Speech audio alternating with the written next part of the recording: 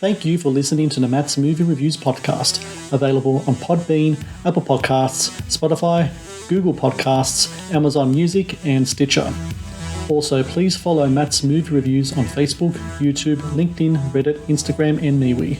And of course, be sure to visit mattsmoviereviews.net for the latest reviews, top 10 lists, and more. Now, on to the show.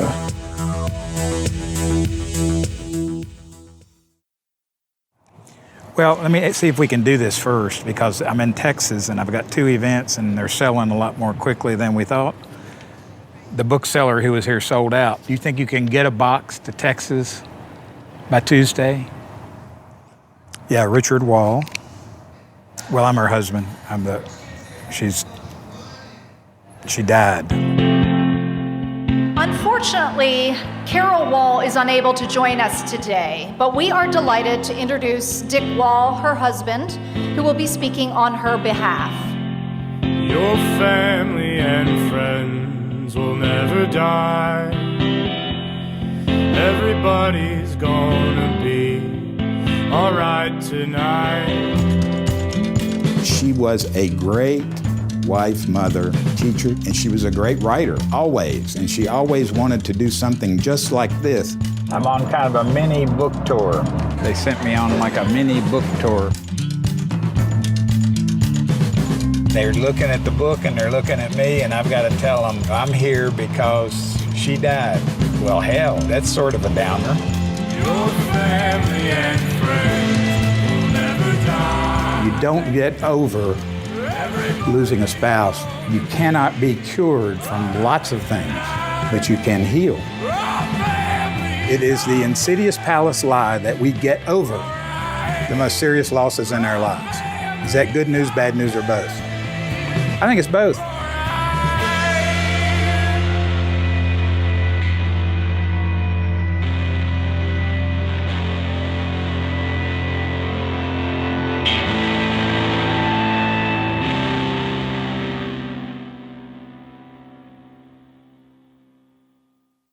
Hello and welcome to the Matt's Movie Reviews podcast. I am your host, Matthew Pejkovic, and this is episode number 439.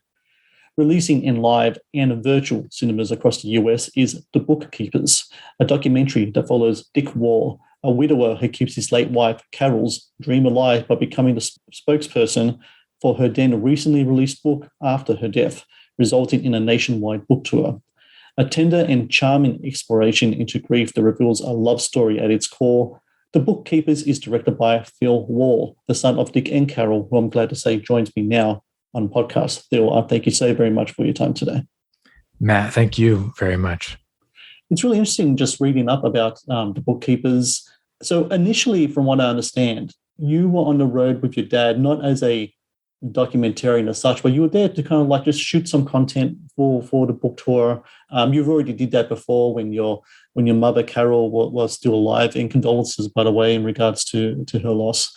You already shot some content. You were kind of there more kind of like help out with the tour and get some visuals out there. But when did it kind of come to you, realize to you that hey, I could have like something bigger here. I could have a feature documentary. Is that something that came about rather early in the process of those miles clocked with your dad, or was that something that came a little later in the journey? The short answer is that it's something that came later. The longer answer is, of course, losing my mother, and thank you for saying that. Was a huge thing. And so I did have what I felt inside of me was just this huge compulsion to do something to help. And of course, losing someone is, as I've learned from so many people, it's something that really just dominates your life and your psyche and your heart, and it's hard to experience. And I'm not the only person who has had that constantly on my mind for long periods of time. And so when I was out with my dad, where I was just, like you said, supporting this book tour, thinking, okay, I'll continue what we're doing with trying to create promotional material for Mom's book, because we want to continue that work and we believe in its message.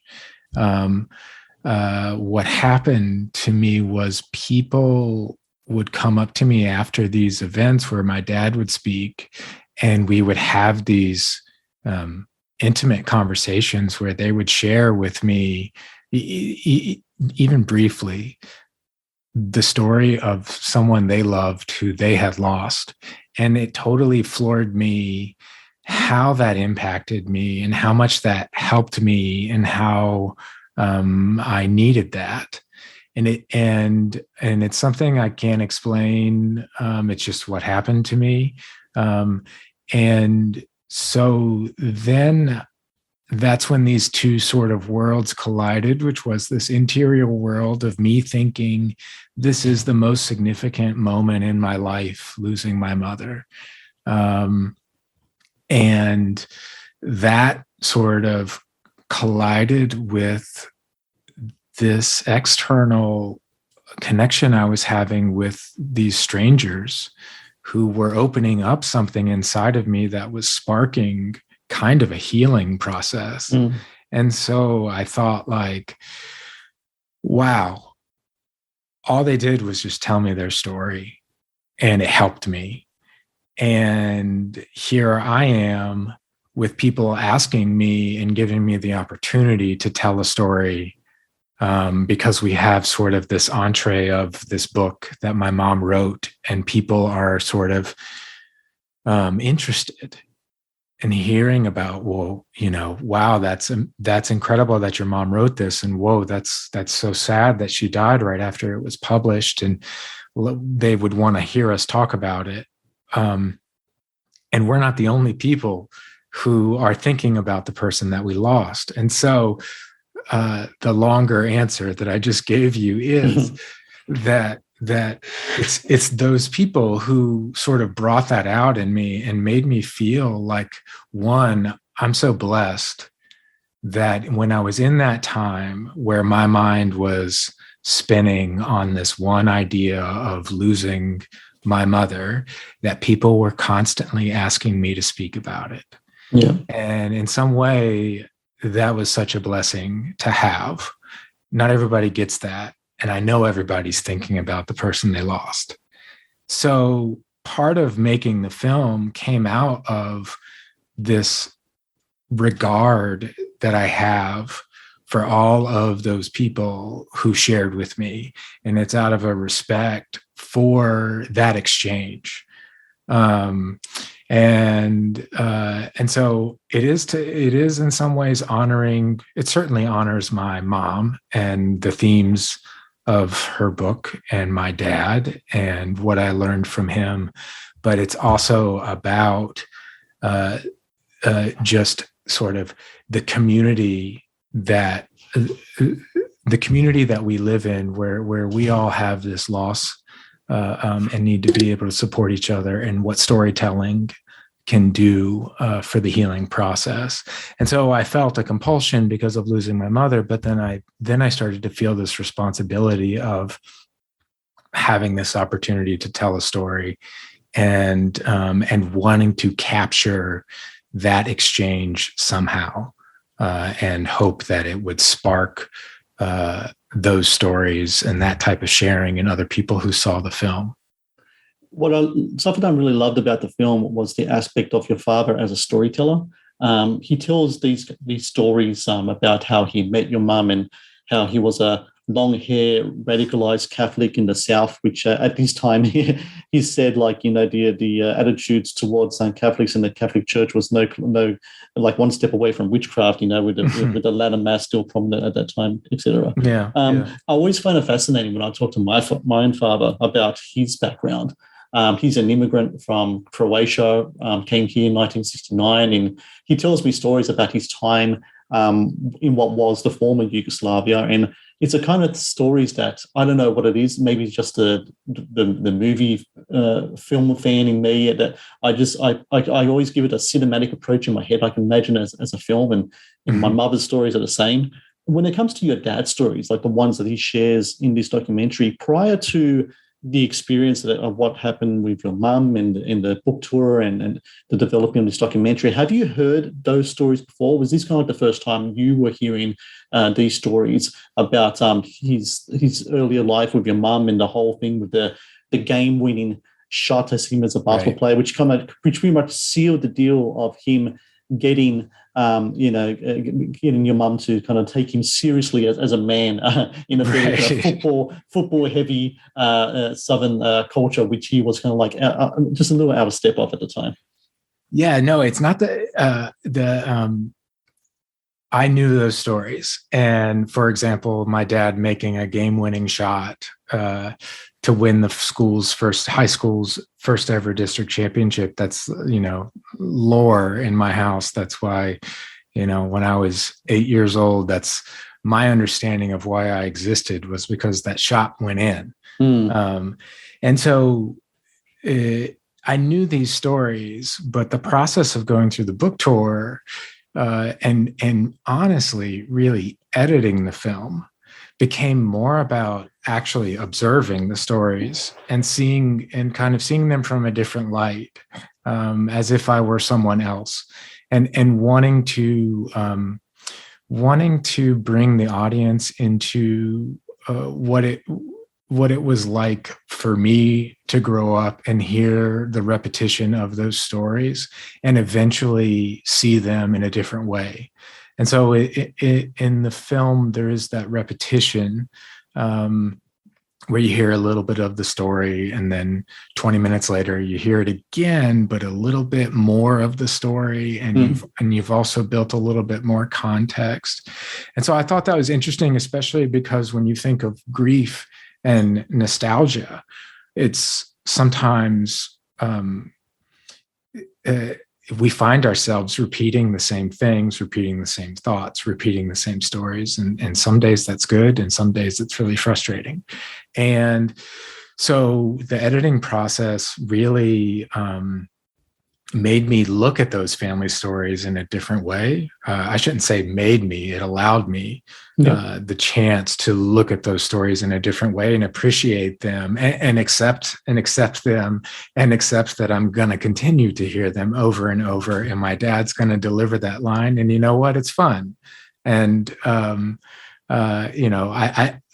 don't think that, because a shot went in, that's why me and my brother and sister exist. But that's a much better story than probably the reality. I mean, it's a fun thing to say. So I did know those stories, and the film gave me an opportunity. Well, the tour gave me an opportunity to see really like how my dad's characteristics come through in how he tells those stories. He's really a person, and I admire this. He's someone who believes like in magic. No matter what happens, he's such an optimistic person, and that's something that I came to really value over the course of this experience, traveling with him and then reflecting on all of the things that I captured that end up being in the film. Because, I mean, he's my dad, and I've seen him in lots of different contexts, and my mother too. And this was a way of, it's a personal narrative for sure. But it's also kind of has an observational documentary principles behind it that helped me really come to have a better relationship with my parents. The Matt's Movie Reviews podcast is brought to you by 80s Tees. 80s Tees is an online retailer of licensed t-shirts and pop culture gear from your favorite movies, TV shows, cartoons, video games, comic books, and musicians. Celebrate your inner 80s nerd and click on the link in the show notes below to get the raddest retro t-shirts delivered to your door. The Matt's Movie Reviews podcast is brought to you by Loot Crate. Founded in 2012, Loot Crate is the worldwide leader in fan subscription boxes. Loot Crate partners with industry leaders in entertainment, gaming, sports, and pop culture to deliver monthly themed crates, produce interactive experiences in digital content, and film original video productions. No matter what you geek out about, Loot Crate has a subscription box for you. To get your very own exclusive collectibles, apparel, and gear delivered to your door, be sure to click on the link in the show notes below. The Matt's Movie Reviews podcast is brought to you by TeePublic. TeePublic is the world's largest marketplace for independent creators to sell their work on the highest quality merchandise. With over 1.2 million designs, TeePublic is sure to have something you love. It's interesting how throughout the film, your father kind of like evolves, kind of like as he I think at the start of the tour, or is the start of the movie, he kind of like is getting his feet underneath him in regards to how to be kind of like a spokesman for this book, how to kind of present the book and his stories and such. And from what I understand, the book tour was 225 events in over 30 states, which is a lot of people to talk to, a lot of rooms, a lot of miles on the road. And as he's doing that, he's kind of developing almost kind of like this shtick, you know, like he's got his stories down, he's got the antidotes down, he knows exactly when to hit the beats, he knows exactly who to quote, etc. And by the end of it, he's almost kind of like a well-oiled machine. And it kind of goes back to that old adage, which people say you can't teach an old dog new tricks. Well, I don't believe that's true whatsoever. I think that, you know, life is there to be lived until the very end, and there's always something new to learn and new to experience. And it seems to me, just watching a documentary, that this is something that your father most definitely did do. He kind of, even though he was a very accomplished man in his own right, he kind of like learned something new there. He became, you know, almost like a spokesperson for this book, and I think he's learned a new skill. I'm sure you watching that would have been very kind of like amazed to watch that develop as well. Yeah. I mean, I knew I played basketball for him growing up in high school. And so I knew he could talk, you know, I knew he could command a room. But certainly he, you know, we don't know anything about, I mean, my mom was a writer. And this was really this was the first book that she published. And so we didn't really know anything about the book publishing world. And I think like, he did learn these new things. And also though he was able to do that because of kind of what he constantly practices, which is this optimism, which is this kind of open heart. And he's able to cultivate these relationships and kind of pivot when something's not working out into a different way of thinking about something, you know, that ends up being a positive. And that's one great thing about him that I think, you know, in some ways, you can't teach an old dog new tricks. Like what comes to my mind when someone says that is kind of like, it's, you know, your strengths and your weaknesses kind of stick with you on a spectrum, you know, over time. And so you can really see that come through when you look at, you know, someone, and God bless my dad for letting me make this film that's like 89 minutes of really just him on the screen. Right. And so you're really looking at him for a really long time. And so you get to sort of and see him from my perspective. And I think that kind of, for me, when I talked about earlier about what it did for my relationship, it helped my relationship with him because, you know, there are things that I worried about, especially when my mom died. And I've heard other people talk about the loss of a parent when you worry about the survivor, if you will, the one who is left, and wonder what are they going to do, right? And so a lot of that process was like kind of to what you're just saying, which is you're constantly learning, you're constantly living your life. I mean, so I sort of learned to kind of stay in my lane in a way, to be like, I mean, the guy's a great guy. He's gonna try really hard to make this happen. He's not going to give up. He's going to hit some walls, and he's going to turn around and turn it into a positive, and he's going to be optimistic. And so those things like aren't a surprise to me. And in a way that's how he grows. And it's those characteristics that he's possessed all along that are the characteristics that in the end are redemptive in a way. So yeah, I mean, it's just it's amazing that I've had the opportunity to really spend that time with him and spend that time kind of thinking about him in this way. It's interesting as well how there's a theme that comes up in the movie quite a bit, and your father talks about it, and your mother did as well, and in her interviews, and that's the notion of a plan B. Mm-hmm. There's always a plan B, and it's usually, I think, from my take on it, it's like a transition kind of thing. On one end, when it comes to, say, life and death, and there's a quote that your father has in the film where, when speaking of your mother, he said that her spiritual being finished the human part of her existence, which is a very Christian theological kind of like a viewpoint on it. Himself being a Catholic man, and myself being Catholic as well, I very much subscribe to the same kind of viewpoint. But the other plan B as well is in regards to the nature of grieving and not necessarily letting go, because I think it was your dad who says in the movie, like, no one really does get over a loss. You don't get over a loss. It's always going to be there. Awful. Yeah, I mean, if you can do that. I mean, I remember he was saying, like, a friend of his came up to him. He's like, "So, are you over it now?" And he's just like, "What the hell, man? Like, it doesn't happen that way, you know." But it's not about that. It's just about moving forward. And we see in the movie that this does happen.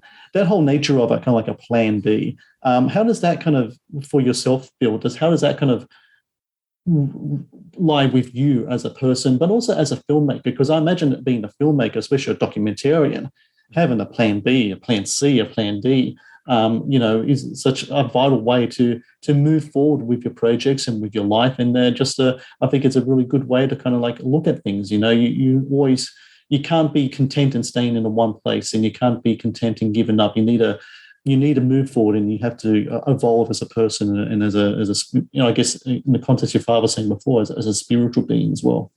Yeah, and what comes to mind is one of the things that we used to do. My dad, when we had basketball practice, one of our thoughts of the day. He'd have us every day before practice. We'd do a thought of the day, and one that was repeated a few times was he would say, okay, if we made a list of everything that was working well for us, and made a list of everything that was going wrong, the list of what was going wrong would be a whole lot longer. Yeah. And that's not what it's about. For me as a documentarian, and even when I've done commercial work for clients and stuff, it's only about what you capture. It's only, if you miss the shot, it's not that kind of film. I mean, that's it. Like you can only use what it is that you have and the opportunities that you have. And so the kind of the plan B thing, I mean, it really does resonate with me, just because that's all I know. That's what my mom did in her writing. I got to see her career evolve. She was an English teacher, and she raised us at home. She was always there for us, and she was a writer, and she had multiple novels that were agented but never published. But it was always ready. She was always shifting to the next opportunity. And so that's an incredible experience to have had growing up, and understanding kind of like that there's really no failure in kind of this space. I mean, The Bookkeepers is not at all the film that I set out to make. I didn't really set out to make a film about my dad going through this process, but it's the film that I ended up seeing when I sat down to evaluate what I had. And I think that's the project that brings more value to other people than the one that is what I set out to do, which was kind of like more about losing my mom. And so it's not really, to me, like, I don't really think about it as moving forward. I think about it as like creating momentum for yourself and for other people, and being productive in a way, like I wanted to create this film, not to have another, film under my belt. I wanted to make something that was meaningful and that would impact other people in a positive way. I mean, if you wanted to make a real successful film, I probably should have done something different. But this is the one that I felt was the opportunity that was presented to me, and I had sort of, couldn't control the urge to do it and to follow through, because I can't explain it. But so I mean, I think that plan B, plan C, I mean, it's just it's a constant it's a constant flow when we're in relationships with the work that we're doing, and it's designed under constraint, and so being able to adapt and being able to see those opportunities, because it's only about the yeses, it's only about what works. And some of those people say happy accidents. I mean, I think The Bookkeepers, for what it lacks and kind of I mean, you saw the film. I think it's very raw technically in certain ways because of how it had to be shot or how it was shot. But I think as a result, you get an intimacy that I never could have achieved had I been more prepared to capture a feature documentary film. And so I'm grateful kind of to not be able to execute plan A, because that would have been boring. And Bookkeepers is anything but boring. I'll tell you right now, it's incredibly intimate, it's incredibly tender. I'd say also charming movie as well. It's got its own charm to it as well, which I thought makes it such an engrossing watch. And you saying before about the, I think what you did really great job in post-production as well. I just love the collage of imagery that the film has, especially being on the road. I'm sure there's a lot of kind of footage that you would have had, and the way that you put it all together. And along with the story of your parents, I think you did a terrific job here. And for everyone listening, The Bookkeepers releasing tomorrow in the US, so both in live and virtual cinemas. So I recommend everyone go to Facebook and type in The Bookkeepers documentary, or you could also find it at Bookkeepers Movie. And the Facebook page is constantly being updated. I'm just looking now, there's already lots of dates and a lot of different places, Q&A screenings as well.